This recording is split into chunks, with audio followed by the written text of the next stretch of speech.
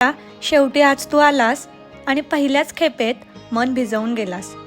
पहिल्या पावसात भिजायची जाम इच्छा होती कोणासोबत तरी, पण तिथे मात्र तू दगा दिलास. येतो येतो म्हणत मागच्या मागेच फिरलास.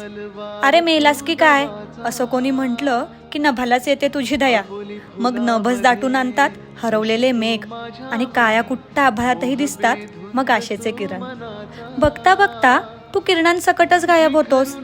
निदान हे तरी सांग, नक्की कुठे जातोस? तुझी वाट बघता बघता डोळे अगदी पाणवले आणि कंठ सुद्धा दाटले.